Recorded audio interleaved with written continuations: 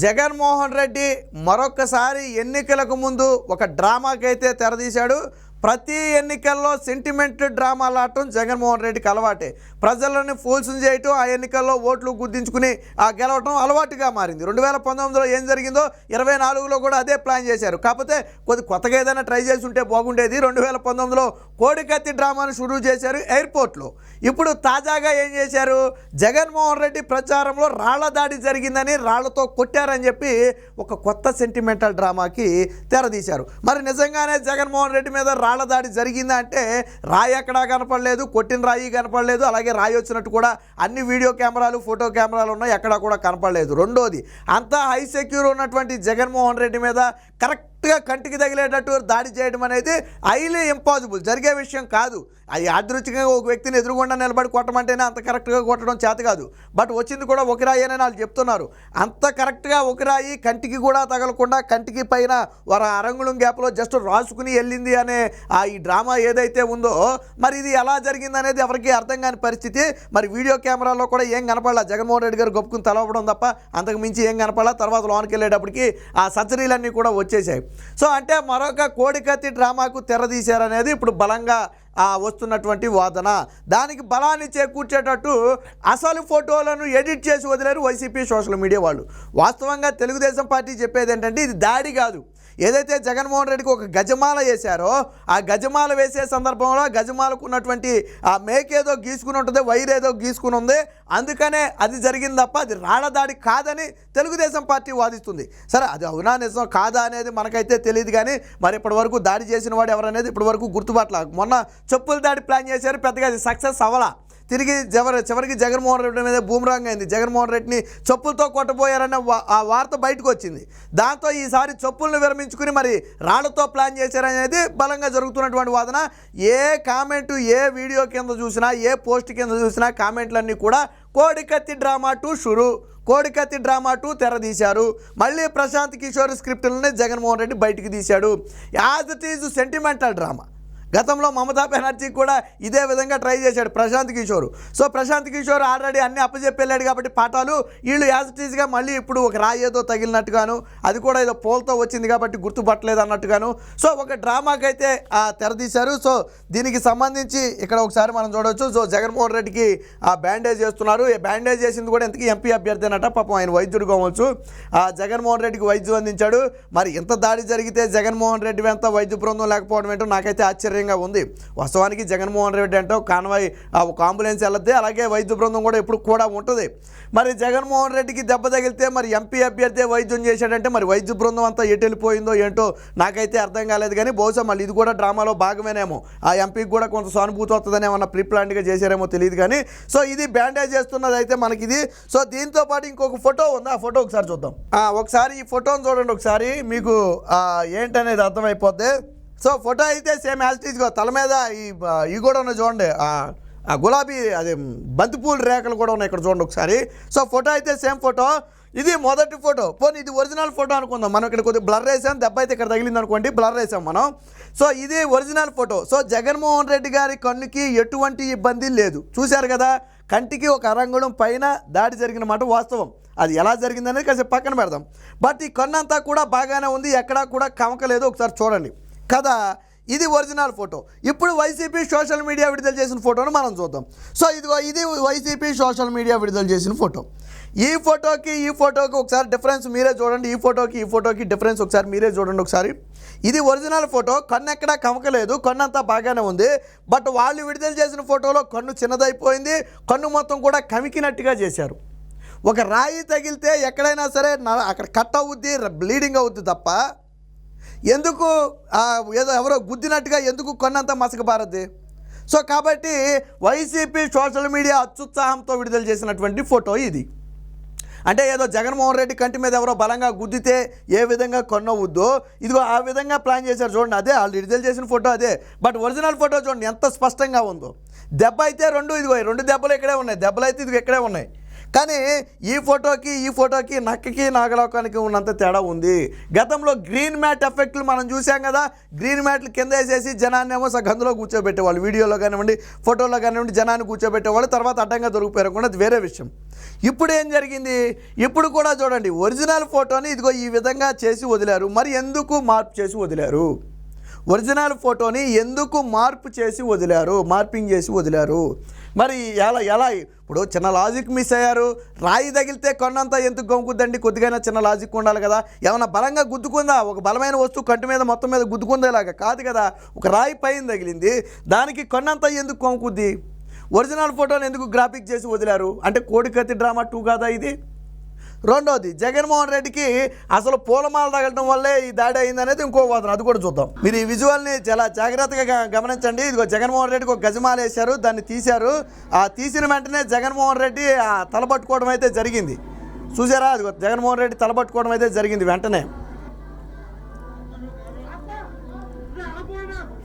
So చూశారు కదా అక్కడ జగన్మోహన్ రెడ్డికి అది. మరి సెక్యూరిటీ కూడా ఇక్కడ చూడండి.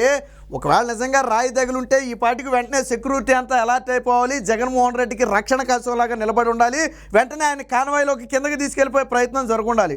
బట్ అక్కడ సెక్యూరిటీ కూడా మరి ఒకవేళ నిజంగా ఆయనకి బ్లీడింగ్ వస్తుంది, ఆయన రక్తం తుడుచుకుంటున్నాడు, కానీ సెక్యూరిటీ మాత్రం ఏమీ కదలట్లేదు, మెదలట్లేదు, ఆ రక్షణ కవచం రాలా. ఒక వ్యక్తికి నిజంగా రాయి తగిలుంటే వెంటనే వాళ్ళ దగ్గర ఉన్నటువంటి ప్యాడ్స్ ఓపెన్ చేసి ఆయనకి రక్షణ కవచం రావాలి.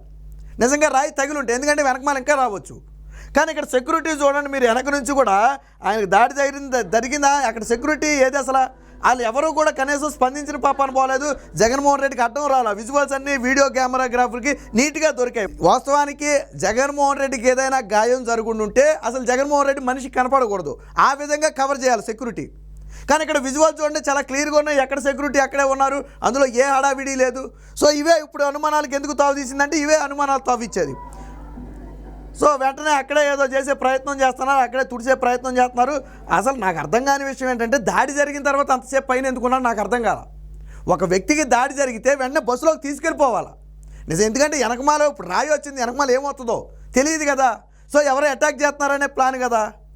మరి వెంటనే ఎందుకు జగన్మోహన్ రెడ్డి బస్సు లోపలికి వెళ్ళిపోలేదు? ఎందుకు ప్రజలకు కనపడేటట్టు వీడియోలకు కనపడేటట్టు మాత్రమే అక్కడ నుంచున్నాడు? లాజిక్ ఆలోచించండి. ఒక వ్యక్తికి దాడి జరిగితే ఈ సెక్యూరిటీ మొత్తం కాముగా ఊరుకుంటుందా? జగన్మోహన్ రెడ్డికి దాడి జరిగితే వెంటనే అలర్ట్ అవ్వదా? అలర్ట్ అవ్వకపోతే సెక్యూరిటీకి ముందే తెలిసే విషయం మొత్తం, లేదా పూలమాలతో గీసుకోవడం వల్ల దాన్ని లైట్ తీసుకున్నారా? అదే ఇప్పుడు ఏదన్నా ఆ పెన్నో లేదా ఆయన చేయి ఆయనకి తగలటమో, లేదా పక్కన వాళ్ళు చేయి తగలటమో, లేదా పూలమాల తగిలితే దానికి పెద్ద హడావిడి చేయరు. ఎందుకంటే అదేమి పైనుంచి వచ్చి రాళ్ళు తగిలిని కాదు కాబట్టి ఆ పూలమాల తీసిన వెంటనే ఆయన తలపట్టుకున్నాడు కాబట్టి బహుశా పూలమాల గీసుకుందేమో, అందుకే సెక్యూరిటీ కదలలేదేమో, ఎవరి పనిలో వాళ్ళు ఉన్నారేమో. ఎందుకు ఈ కోణంలో ఎందుకు ఆలోచించకూడదు? లాజిక్కే కదా నేను చెప్పింది, అర్థమైంది కదా మీకు. సో ఇది జగన్మోహన్ రెడ్డి అసలు కిందకి వెళ్ళే ప్రయత్నమే చేయరా. ఎంతసేపు ఉన్నాడో చూడండి బయట, ఆయన ఎంతసేపు ఉన్నాడో చూడండి. ఆయన సెక్యూరిటీ కూడా ఎక్కడ ఆయనకి కవచంగా వచ్చింది లేదు అసలు ఎక్కడా కూడా. అదిగో ఇంకా అభివాదం చేస్తూనే ఉన్నాడు ఆయన. గతంలో కోడికత్తి దాడి జరిగితే హైదరాబాద్ వెళ్ళి ట్రీట్మెంట్ చేయించుకున్నాడు జగన్మోహన్ రెడ్డి. వైజాగ్లో జరిగితే హైదరాబాద్లో ట్రీట్మెంట్ చేయించుకున్నాడు. ఇక్కడ రాళ్ల దాడి జరిగిందట, కానీ అభివాదం చేస్తున్నాడట. మరి నమ్మశక్యంగా ఉందా? ఒక హై సెక్యూర్ ఉన్నటువంటి వ్యక్తి దాడి జరిగిన తర్వాత అభివాదం చేయటం అంటే నమ్మశక్యంగా ఉందా? మరి ఇదంతా ప్రీ ప్లాన్డ్ కాదా? మరి ప్లాన్ చేసేటప్పుడు ఇలాంటివన్నీ ఆలోచించాలి కదా. సెక్యూరిటీ అలర్ట్ అవ్వడం కానివ్వండి, గొప్పకుని ఆయన బస్సులో తీసుకెళ్ళడం కానివ్వండి, ఇవన్నీ జరుగుంటే నిజంగానే ఏదో తగిలిందేమో అన్న అనుకోవచ్చు. కానీ అలాంటిది ఏమి ఇక్కడ కనపడట్లేదే. చూడండి ఒకసారి, ఆయన ఇంకా అభివాదం చేస్తూనే ఉన్నాడు. అదిగో అభివాదం చేస్తూనే ఉన్నాడు. ఎవరు మనిషి కూడా అడ్డం లేడు ఆయనకి. వెనకమాల ఇంకో 2 రాళ్ళు తగిలితే ఏం చేస్తారు? నిజంగా అది దాడి అయితే వెనకమాల వరుసను ఇంకో రాళ్ళు వస్తే ఏం చేస్తారు సెక్యూరిటీ?